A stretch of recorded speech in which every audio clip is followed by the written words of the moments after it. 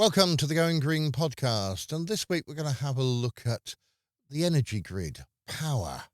And it's been in the news recently about either we've got too much wind power, or we haven't got enough capacity, or we're having to use coal fire stations. We're having to power those up because it's chilly here.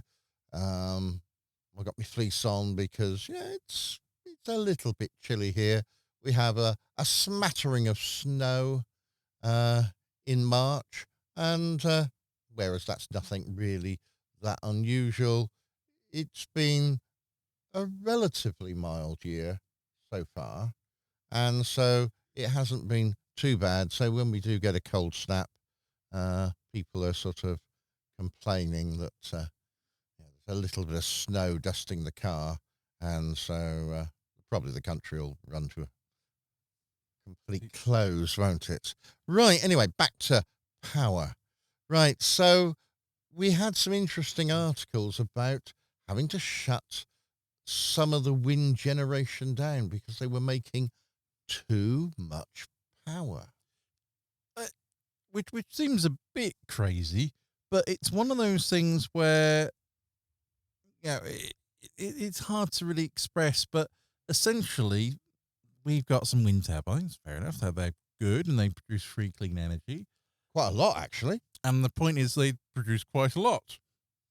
The problem is that, let's say, on a big windy day, they can actually spin too fast and damage themselves if they spin too fast.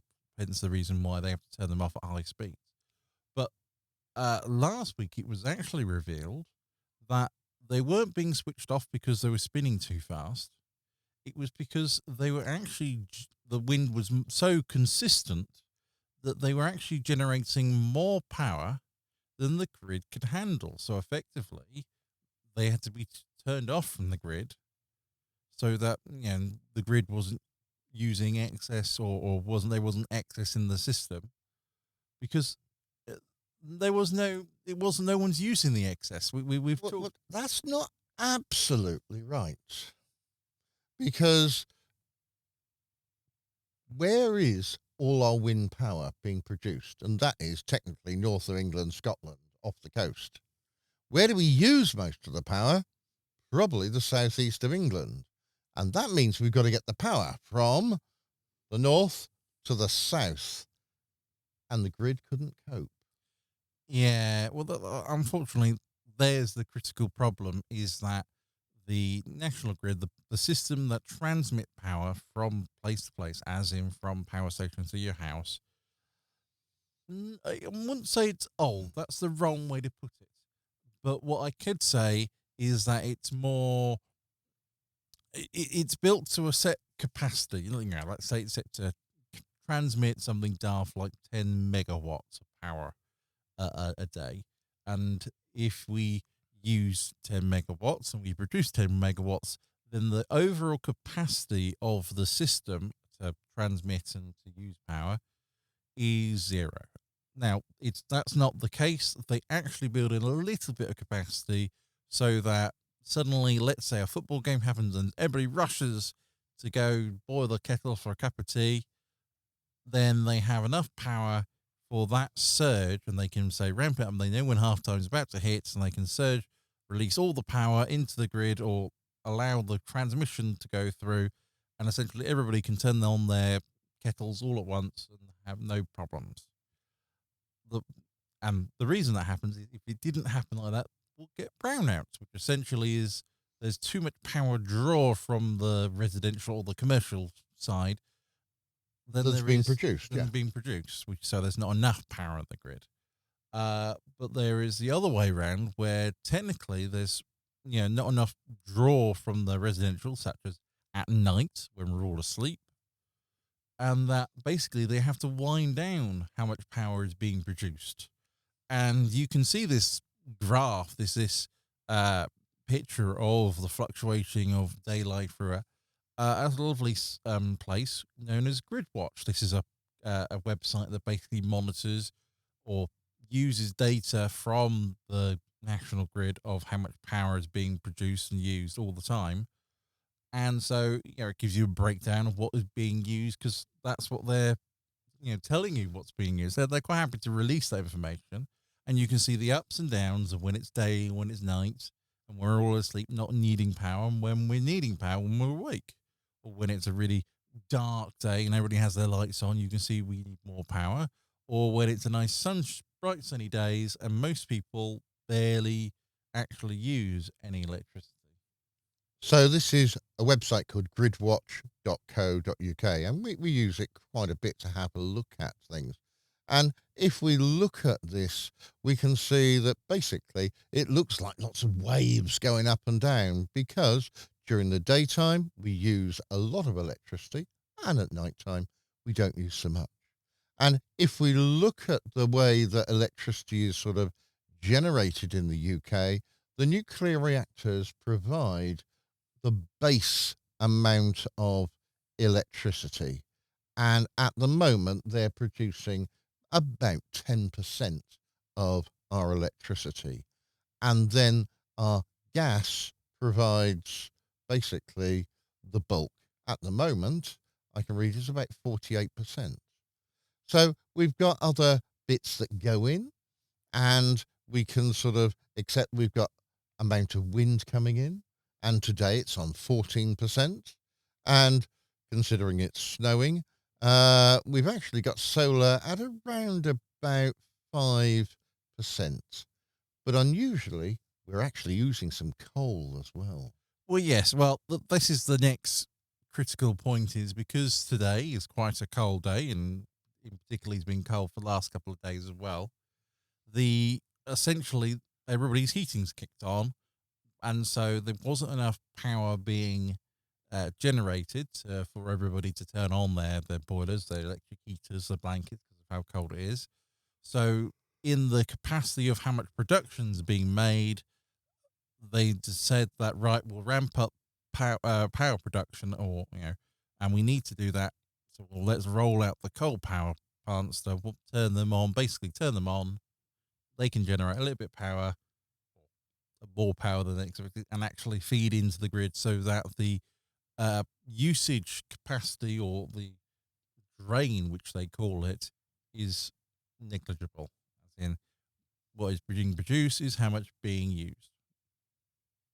So we've got basically a bit more demand than normal.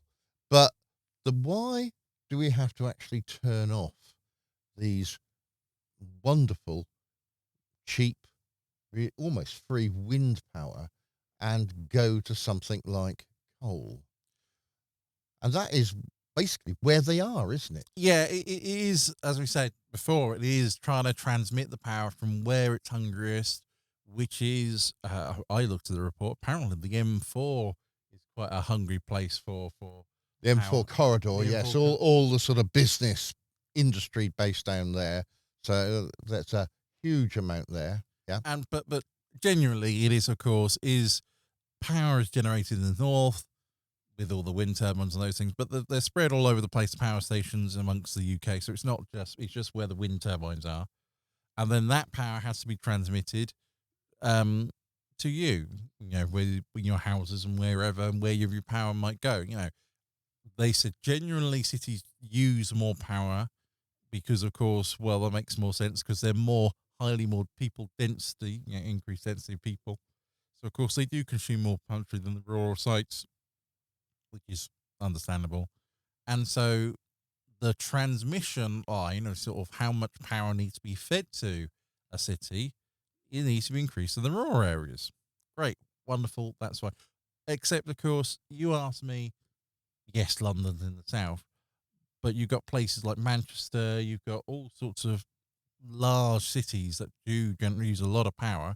They're spread all over the place. So effectively, you need to basically have your in and out cables, a sort of, or your in cables need to be large going in, and obviously out needs to be small because it's being used up. But of course, the city cables need to be large, whereas the rural cables, they can be little cables. They don't have to be as large because they don't need as much raw power in them. And the infrastructure is set up at the moment so that although this is true, the cities get more power, they need still more. And we think about how much power we actually use. Everyone uses more and more and more power. So our electricity usage has gone up year by year. I can remember when I was a child. Yeah, I do actually remember that far back, Paul. Yeah, okay. That basically we had very little electrical items on. We'd have a few light bulbs. We might have a TV. That wasn't much, and a kettle and a few other items. But gradually, over the years, more and more. I talk to my students now about managing without some electricity, and it's a thing they can't even comprehend of how you can manage because everything is an electrical device. They've got a computer, they've got a phone, they've got, well, everything. Yeah, and I'm not saying that's wrong, and we're saying that's good. The major benefit of moving to electricity, obviously, is that we're not technically burning fossil fuel. I know it seems daft, but it's one of those odd things where, Well, we don't have to be burning. yeah, we've gotten better. As I said, we've got the wind turbines working, we've got solar power, all these renewables going. So we're slowly trying to remove fossil fuel power from our grid. So therefore, we can make green, clean electricity rather than awful brown and maybe sort of uh, blue electricity. I don't know. Whatever. Well, it's black, yeah. Yeah. Anyway, but so that's so generally electricity is better to consume than say a natural resource because electricity can be generated as well as used up, but it can be regenerated. It's not a non-renewable source. It is completely renewable because we can get it from a renewable source. It's just how it works. But one of the major issues we're finding is that our grid, the national grid, the capacity is not lagging behind, but essentially I don't know. I think it is really. yeah, well, the demand, or more precisely, the upgrade path of the things is that isn't very well. I wouldn't say long, but unfortunately, it is terribly long trying to upgrade the system, and the reason is they sort of a nice linear capacity accelerate. More people as more usage. But what is actually happening is an exponential rate, and you can see how those two lines suddenly get out of hand, which is why the grid is not suffering, but why we're having to play around with turning things on and off to cope, because of course the grid needs an upgrade. But Yeah, so our spare capacity is now sat at about 1.2%. And that's the lowest it has been for, well, a good number of years. Because basically, although we are investing in grid infrastructure, we're not investing enough because of this exponential growth. So basically, we used to have somewhere about 5% spare capacity, and that's been gradually eaten away as people start to use more and more electricity for all sorts of things. And on days like this, when it's cold and people reach for, oh, let's have another cup of tea, or I'll put the electric blanket on, or I'll put the fire on, then the electricity demand has gone up and the grid is reaching creaking points. yeah, and then you ask, all right, if we've had all this problem, why? What are they doing to increase the grid capacity? And the answer is they're doing a lot, but slowly. And the problem is slowly is because of the problem of investment, but also the fact that it's constantly running. We can't just switch off the grid and on again, because I would like to have my power, please, right here, right now. I like my cup of tea. You could say, oh, let's do it in the summer, which is what they usually plan on doing. And then but of course, you still want your TV on to work, or those sort of things. And so they say the upgrades have to be done slowly, methodically, and basically it's taking too long to upgrade because, well, they have to do it live. It's a high risk area to do it. Poor man on the telegraph pole, he could get electrocuted. I know, It's not a and telegraph pole, it's an electricity pole. I know, but Electricity pylon, usually. yes, I know, but you understand that it's the point of it's the basically to if let's say you want to put something on the pylon, then you could erect a new pylon, and then you've got to reroute the cables through onto this new pylon, and then sort of make the old pylon bigger to Yeah. demolish and it's complicated, and it is one of those things where it is a high risk, uh, you know, set of jobs to do all this maintenance, and not saying it doesn't pay well because I imagine it would, but it hasn't been critical because we've been eating into this capacity, and basically that's saying, well, if we increase capacity by 1%, we're only eating it about, well, I don't know, 1% a year. That's about right. Great. Except we haven't been because every time you plug in an electric car, that adds a significant drain on that capacity because how much power these electric cars use. And so people wanting to go green, which we're not saying not to with their electric cars, which is great, they're not taking the fact that sort of how much power it's requiring to use to charge them. And the grid is basically not Creaking. creaking to and you know, this is where unfortunately people haven't been looking at these things. They haven't been noticing the trends. And it's just shown. So, some of it is also a bit different in that, for instance, for us, we've got solar panels. On a nice day, which isn't today, we are making a significant amount of electricity in our own home, some of which we will export, but most of it we'll actually just use here. And then we're not using the grid. And it would be nice if more people had solar and they could also then benefit in the way that we're doing. And it also saves the grid significantly. But solar's not the answer because every night my panels don't work. I gasp at the solar panels working without sunlight. Who would have thought this? Yeah. Yeah, they do work with some ambient light, but basically in full sunlight, that's what they want to sort of generate. So, do we need more locally produced power? Do we want more sort of wind farms in cities? And it's not the best place to try and put them because, people keep putting buildings up in cities and that sort of stops the wind. So maybe we don't want to use wind, but many cities are also built on rivers. So we could have basically a lot of rivers supplying electricity to their cities. We could have the solar power. We can have some wind nearby to cities. And all of these things will alleviate the problem to the grid of trying to get electricity there. But basically, our real issue is that we do have wonderful wind farms in this country. They do produce a lot of power. It's just they're in the wrong place. And so we've got to ship the power from one place to another. And at present, we're not very good at that. We're just literally transporting it by basically some cables. What we need to do is invest in other means of storage.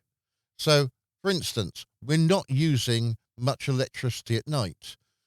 Well, that either means I have to work all through the night to try and balance the system up, or what we could do is we could perhaps store that electricity as hydrogen, Paul, and Yeah. storing it as hydrogen. Then I could ship the hydrogen around either through the gas mains, which we do have a national grid of gas, or maybe I could actually use it to power an electric lorry to go around, probably powered by a nice fuel cell. There we are. Wouldn't be actually using anything up to sort of move gas from one place to the other.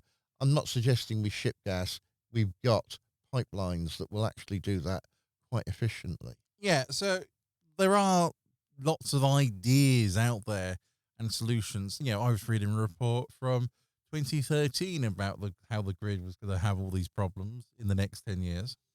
Funny that. And it's true, And isn't it's it? true. Yeah. And they were saying all these things and proposals. It's like, these wind turbines, if they power them onto a separate, you know, bypass junction, if that makes sense, when they're making too much power, have them basically turn off grid and they can generate other things like, say, hydrogen for a fuel cell or whatever. Then that's a efficient use of that wind.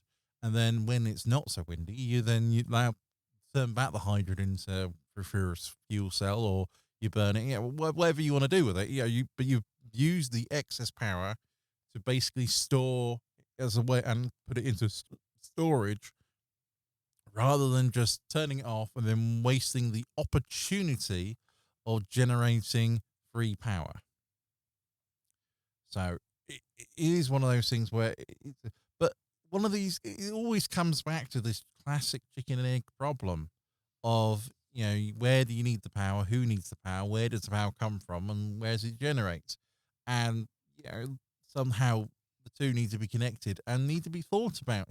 We're not talking about this hasn't been thought of. This has been thought of, and there are plans to do things, but they're looking as a more longer term power of this, or longer term production of these things, in that moving generators locally works, except then they don't, because of course, you know, people want to have built houses and Well, it's the not in my backyard idea, isn't it? Really? Yeah. Sort yeah, of. Yes, I would like this wind turbine. Oh, but they're noisy. I don't want to hit. No, I don't want it next to my house. No, have it over there somewhere. That would be better.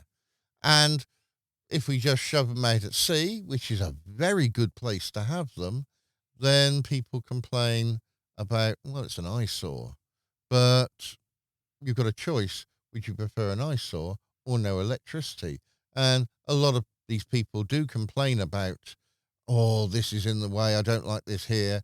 But they complain even more when they haven't got any electricity. So we've got basically a problem that we've got not not enough energy and electricity, not that we've got too much. We've got it basically in the wrong place. And this idea of moving things around using something like the national grid to do this is quite effective, quite efficient. But when we haven't got quite enough, it's sort of running out. So we're teetering on the edge at the moment. And what we need to do is to significantly change this by investing in the national grid, which we are doing a lot at the moment, but maybe by also investing in more locally generated electricity. And there are plans, of course, to bring in very small local little nuclear reactors. yes. Well, it's one of those things where, as you know, the nuclear power provides a base load, essentially, sort of the bare minimum, sort of 10% of the power needs, with gas taking the rest of the main bulk capacity. Now, surely you could increase that nuclear power to produce, say, 20%. Unfortunately, that's not quite how that works in regards to we need actually new nuclear power stations. And we're building them, they're coming on and they're getting there, but these are expensive and they take a long time. Whereas these smaller nuclear power plants, because of their smaller in construction and size, if you build 5 of them, that equals 1. You can sort of do this steady increase and steady roll off, because they last only for 30 years or something Yeah, like about that. that. Yeah. And so you've got this run off and run on of these nuclear plants all over the place. As they come on, one goes off, and they can actually basically be able to produce, instead of being a large one, lots of little ones, and you're just adding a little bit of base. like a percentage at a time, as opposed to a whopping 10% all at once. And this is part of the strategy for being green and clean and carbon neutral, and which is all great and wonderful. But it needed to have happened a while ago, and it just hasn't come through. And it's only now, basically, there is a demand for it because we're now seeing that. Well, Well, we're building more and more wind turbines, and as we build more and more wind turbines, so we've got to have the infrastructure to take that electricity from where it's generated to where it's needed. Looking at grid watch, I can see that the nuclear power could go up. Our lowest consumption seems to be round about 20 gigawatts a day. It doesn't seem to drop below that point. And so we could actually almost manage that with some more nuclear power. But basically, our real problem occurs because of wind. Now, the wind blows sometimes. And when it is, it's great. And when it isn't, then we have to make up the deficit with something like gas. And if we look at the consumption, we find that the gas consumption and the wind consumption together sort of make up a large chunk. And when the wind's high, the gas is low. And when the wind is low, the gas therefore has to be high to try and maintain this. All right, during the day, we also get an extra bit of solar. That's good because that's when we're up and we're using more electricity and that's when it's being generated. So that's not too bad. And then we're also having to bring in electricity from, well, next door, aren't we? yes, yes. Well, it is one thing. We do operate power sharing across Europe, and that way, basically, as a Europe as a system, as a grid, we're able to supply and demand the capacity and overflow. Which is, as in, let's say France produces more power, we can accept it, or if France needs more power and we've got excess, they can accept it. All these power junctions are very useful. Um, you know, it's like I know there's a shortage of demand in Ukraine, basically with Poland's feeding it, and so Poland's having more power, is more power hungry only because it's feeding Ukraine's. Uh, because that just happened to be. But you can see the power. There's this state of fluctuating, not power across, but you can see where things are running into and how much they're going through, and sharing this global balance of power is quite useful because, as I said, let's say in Spain it's really windy, but the power they use in Poland, because it's quite cold, the power can be surged across and meet areas over that way. See, this is why the grid is such a useful idea. And it's And it's something, quite fast. and it's quite you think how fast electricity is, it's no problem. The point we're making is that there needs to be these grid infrastructure capacity increases because more and more things are turning on as we move away from gas and move on to more cleaner energy sources. It's perhaps looking where it might be worth looking at sharing of these these energy resources, looking at where it is the windiest. Surely instead of building wind farms here in the North Sea, let's go and build them. Well, you still build them in the North Sea, but just bring them down nearer London. Yes, And that can also solve some of our fishing problem as well, because the fishing boats don't necessarily like going round and round the little sort of wind turbines. Yeah, so this is our problem at the moment, that we've got increased capacity coming on with more and more wind farms, but the national grid, although increasing, isn't necessarily increasing enough in the right places. If you decide you want to build a factory in place X, sounds a good idea, until you look at, well, let's look at a better view. What is the electricity supply to X? And it's not just taking it off of the grid, it is what is the supply of the grid to that point. And so maybe we actually start to need more industry being built up in Scotland, north of England, Well, yes. rather than perhaps other places like West London, which seems to be the area that seems to have the greatest problem at the moment. Yes. So there is our little problem that we've been having a look at. This has been the Going Green podcast, looking at electricity and the crisis that we're having of moving things around. It will be solved. It's just going to take two things, time and money. And let's hope we don't run out of either before it's complete. Next week, we'll be back having a look at another topic on going green. Until then, it's goodbye from me. And a goodbye from me. Bye bye. Bye.